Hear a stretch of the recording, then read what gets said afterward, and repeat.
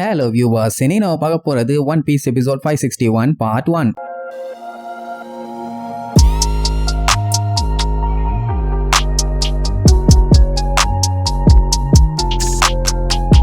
Open பண்ணா அந்த நோவா கப்பலை தான் காட்டுறாங்க. அது இன்னுமே நம்ம ஷிரகோஷியை ஃபாலோ பண்ணி போய்கிட்டே தான் இருக்குது. அட அவளாச்சு லெப்ட் ரைட்னு எந்த பக்கமாச்சும் திரும்புவான்னு பார்த்தா கரெக்டா அந்த ஐலாண்டுக்கு நேரா தான் மேல போயிட்டு இருக்கான். சைல்டிஷ் ப்ளோ இங்க கீழே வேற அந்த ஹோடி ஓவரா வாய் பேசிட்டு இருப்பான். நீ என்னதான் என்னைய தடுத்தாலும் ஒண்ணு வேலைக்கு ஆகாது, அழிவு நிச்சயம்னு அவங்களால நம்பவே முடியல. இந்த மாதிரி டக்கனா இவன் அட்டாக் பண்ணிட்டான்னு. சரி ரைட்டு, இப்போதைக்கு இவங்களுக்கு ஷிரகோஷியை காப்பாத்துறது மட்டும்தான் வேலை. அதனால முடிஞ்ச அளவுக்கு இங்க இருந்து தள்ளி போம்பானுங்க. மெயினா ஐலாண்டை விட்டு ரொம்ப தூரம் தள்ளி கொண்டு போகணும். அதை பார்த்து விழுந்து விழுந்து ஹோடி சிரிப்பான். லேட்டு நீங்க என்ன பண்ணாலும் வேஸ்ட், இதோட உங்களுக்கு டெத் கன்ஃபார்ம் அப்படின்னு அவாட்டுக்கு புலம்புனவனே இவங்க யாருக்குமே ஒண்ணும் புரியல. என்ன இவன் சொல்ல வரான்? லேட்டுங்கிறான். நம்ம என்ன ஸ்கூலுக்கா போயிட்டு இருக்கோம், இல்ல ஆபீஸ்க்கு வேலைக்கு போயிட்டு இருக்கோமா? வாட் லேட் அப்படின்ட்டு பின்னாடி பார்க்கும் போது அவங்களுக்கே மேட்டர் புரியுது. அவன் டெக்கனை பொளந்து கட்டிட்டான். என் கேஸ் நம்ம முத்துப்பாண்டி செத்துட்டானாலோ இல்ல கான்சியஸை இழந்துட்டானாலோ கப்பல் மேல இருந்து கீழே விழுந்துரும். ஆனா இன்னும் அந்த லூசு பைய சாகல, உயிரை கையில பிடிச்சிட்டு தான் இருக்கான். அப்படின்னா நோவா ஃபிஷ்மேன் ஐலாண்ட்ல விழுந்து மொத்த ஐலாண்டுமே காலியா இருக்க வாய்ப்பு இருக்கு. ஐயோ இதை நம்ம யோசிக்காம விட்டுட்டோமேன்னு அம்பிட்டு பேரும் பயங்கரமா பீதி ஆவாங்க. அப்படியே கட் பண்ணா இங்க வட்டட்சுமி சஞ்சய் கிட்ட புலம்பிட்டு இருப்பான். எதுக்குடா நீ அடிச்ச,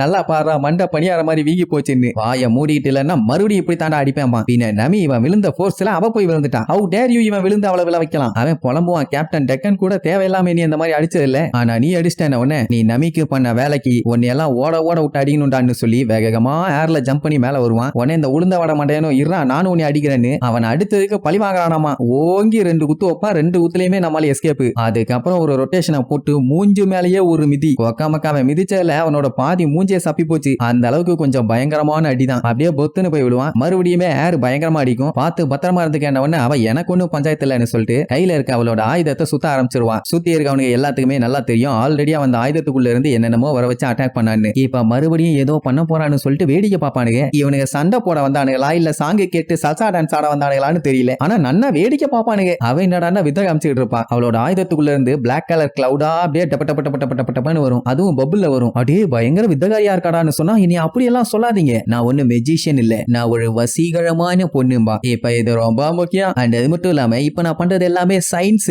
எப்படி வேலை செய்யுதுன்னு மட்டும் பாருங்கன்னு சொன்ன உடனே பபுல்ஸ் எல்லாம் பட்டப்பட்டப்பட்டப்பட்டன்னு வெடிச்சு அப்படியே லைன் அடிக்கிற கிளவுட் அப்படியே ஒன்னா சேரும். எல்லாம் பார்த்து வாய பழுதுகிட்டு இருக்கும் போதே ஸ்டோம் கிளவுட் ராடுன்னு சொல்லி அடிப்பா. சுத்தி இருந்த அத்தனை பேத்துக்குமே பயங்கரமான ஷாக்கு. ஐயோ ஆத்த அடி தாங்க முடியல, ஐயோ அம்மானு கதறிக்கிட்டு ஓடுவானுங்க. அப்படி ஓடினவனுங்க நேரா இக்கரோஸ் கிட்ட போவானுங்க. அவன் அங்கேயே நிலுங்கடா கொய்யாளைகளா, தேவையில்லாம என் மேல கரண்ட் ஷாக்க கொடுத்து நீ காஞ்சு போன ஸ்குவிட்டா மாத்தலான்னு முடிவு பண்ணிட்டீங்களா? நான் சிக்க மாட்டலே, ஓரமா போங்கடா லூசு பயிலான்னு திட்டிட்டு இருப்பான். அப்போ ஜியோ ஒன்னு நோட் பண்ணுவான். என்னன்னா பாஞ்சு சொல்லி அடிக்கிறது எல்லாமே அங்க நின்னு சண்டை போட்டுட்டு இருக்க நம்ம நமிக்காக. அப்படின்னா கண்டிப்பா அவங்க டீம்ல வீக்கான ஆளு அவளாதான் இருக்கும். நான் போய் அவளை அசைய விடாம காலை புடிச்சுக்கிறேன், நீ அவளை போட்டு தள்ளிரு. வேலை முடிச்சுன்னு 2 பேரும் பிளான் பண்ணி நேரா நமிக்கிட்ட போவானுங்க. அவங்க எல்லாத்தையும் மிரட்டிட்டு இருப்பான். அடிச்ச ஷாக்கு போதுமா, இன்னும் எரியிற அளவுக்கு ஷாக்கு வேணுமா சொல்லுங்க, நம்ம கிட்ட நிறைய கைவசம் இருக்கு, நல்லா சிறப்பா செஞ்சிடலாம்பா. அந்த டைமுங்கும் போது டப்புன்னு ஜியோ வந்து அவன் காலை லாக் பண்ணிடுவான். அவ்வளவுதான், இக்கரோஸ் அங்க அட்டாக் பண்றதுக்காக அந்த ஸ்குவிட் ஈட்டியோட ரெடியா நின்னுட்டு இருக்கான். நம்ம எல்லாம் பார்த்துட்டு பீதி ஐயோ என்னால அசைய முடியலன்னு பதறி போய் யாராச்சும் காப்பாத்துங்கன்னு கத்துவா. அதை பார்த்த புரூக் எது காப்பாத்துங்களா, இதோ வந்துட்டேம்மா. அந்த டைமுங்கும் போது இந்த வச்சுக்கன்னு சொல்லி ஓங்கி அந்த ஸ்குவிட் ஈட்டியை வச்சு ஒரு குத்து குத்துவான். கரெக்டா குத்துறப்ப நம்ம எலும்பு கூட மண்டையன் புரூக் உள்ள போந்துட்டான். ஆனா அவனுக்கு எதுவுமே ஆகல. இக்கரோஸ்க்கு ஒரே குழப்பம். ஏன்னா அவன் வச்சிருக்க அந்த ஸ்குவிட் ஈட்டியை வச்சு குத்துனா யாரு உடம்ப குத்துறானோ அவங்க பாடியில இருக்க வாட்டர் கண்டென்ட் பூரா அதை அப்சர்வ் பண்ணி எடுத்துரும். அப்படி இருக்கும்போது இப்ப இவன் குத்துனதுக்கு அப்சர்வ் பண்ணி இருக்கணுமே, ஏன் பண்ணல,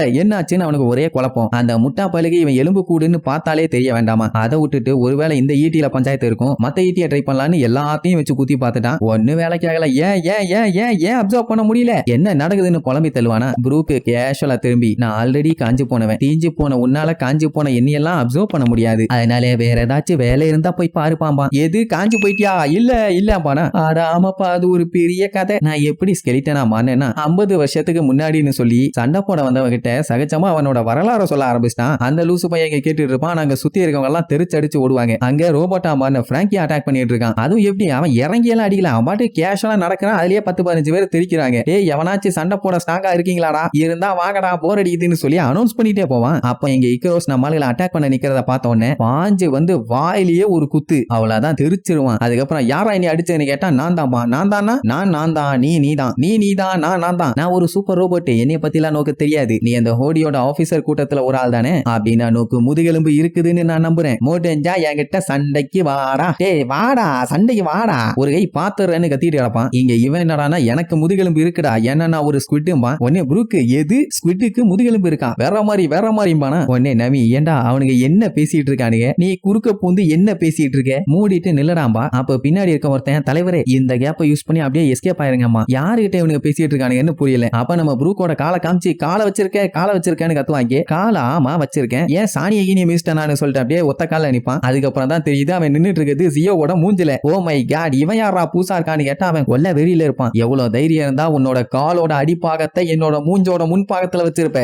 எப்படியோ தெரியாம வச்சுட்டேன் ஆனா கண்டிப்பா இப்போ உனக்கு வழி தெரியாது கொஞ்ச நேரம் கழிச்சு தான்டா தெரியும் அப்படி இப்படின்னு கத்திட்டு கிடப்பான் எப்படி அவன் காலை வச்சு இவன் மூஞ்சில மிதிச்சா அவனுக்கு வலிக்குமாமா சுத்தி இருக்கவனுங்க எல்லாம் மிரண்டுவானுங்க பரவாயில்லையே நம்ம தலைவர் மூஞ்சில மிதிச்சா கூட இன்னும் தைரியமா பேசிட்டு இருக்காருன்னு புரூக்கு சாரிப்பா மூஞ்சனு தெரியாம போச்சு இல்ல நான் மீச்சிருக்க மாட்டேன்பா அவன் அதையும் சமாளிப்பான் இருந்தாலும் பரவாயில்ல நீ இப்படி பண்ணதுனால தான் நான் அதுல ஒரு டெக்னிக்கை கண்டுபிடிச்சிருக்கேன் அதுக்கு பேரு சூப்பர் சோல் ஹெட் பட் இதுல இருந்து யாராலையும் தப்பிக்க முடியாதுன்னு பட்ட அவமானத்தை நல்லா சூப்பராவே சமாளிச்சுட்டு இருப்பான் அதே நேரம் இங்க சாப்பரு வேகமா குழிய தோண்டிட்டு போவான் அவனை தேடிட்டு தர்மா ஒரு சைடு போயிட்டு இருப்பான் இப்படி இவனுக்கு கீழே மாத்தி குழிய தோண்டிட்டு இருந்தவனே மேல இருக்க யாராலையும் ஒழுங்கா நிக்க முடியல கீழே புதஞ்சுக்கிட்டே போகும் ஐயோ ஏகப்பட்ட டனலா தோண்டி நிக்க விடாம பண்ணிட்டு இருக்கீங்க கொஞ்சம் குறைச்சிக்கிங்க தருமான்னு சொல்லுவானுங்க அவன் அங்க கேட்கற மாதிரி இல்ல அப்படி அங்க சாப்பர் ஒரு வழியா நோண்டி அவன் வேலையை முடிச்சிட்டான் ஒசோப் ஒரு சைடு வேலையை முடிச்சிட்டியா சாப்பரு சாட்டு புட்டுன்னு மேல வந்து சேரும்பானா அந்த டைம் இந்த டோசன் என்ன பண்ணுவான் நம்ம உசோப்பை போட்டு தள்ளிடலான்னு சொல்லிட்டு வேகமா வந்து அவன் சுத்தில அப்படியே ஓங்குவான் கரெக்டா அந்த டைம் நம்ம சாப்பர் உசோப்பு குனிஞ்சுக்காம்பானா குனிஞ்ச அடுத்த செகண்ட் ஜம்ப் பண்ணி வந்து ஒரே அடி டோசனுக்கு தெரிச்சிருவான் அண்ட் அது மட்டும் இல்லாம இவனுக்கு ரெண்டு பேரும் பிளான் பண்ணி தான் கீழே ஓட்டையா போட்டுருக்கானுங்க வேலையை முடிச்சிட்டியான்னு கேட்டவன வேற லெவல்ல போட்டு வச்சிருக்கேன் நீ வேலையை ஸ்டார்ட் பண்ணுவானா பண்ணிட்டா போச்சுன்னு special attack green star attack use பண்ணுவான் அதாவது நம்ம சாப்பர் தோண்டின குழியில ஒரு விதைய ஒண்ணு வச்சு அடிச்சு விடுவானா அது படால்னு வெடிச்சு மொத்த டனலுக்குமே தீ பிடிச்சிரும் அது மட்டுமா அடிச்சு வெடிச்சு தெரியும் உள்ளுக்குள்ள இருந்து அப்படியே டருமா தெரிச்சடிச்சு வெளியில வருவான் இதுக்கு பேரு தான் ஸ்கல் பாம் கிராஸ் ஆக்சுவலா அலபாஸ்டால இதே மாதிரி தானே ஒரு எலி ஆண்டி வந்து குழி தோண்டி விளையாண்டுச்சு அந்த சம்பவத்தை ஒரு ரெஃபரன்ஸா வச்சுதான் பயலுக்கு இப்ப உசாரா வேலையை பார்த்துட்டானுங்க சரி ரைட்டு சோலி முடிச்சுன்னு பார்த்தா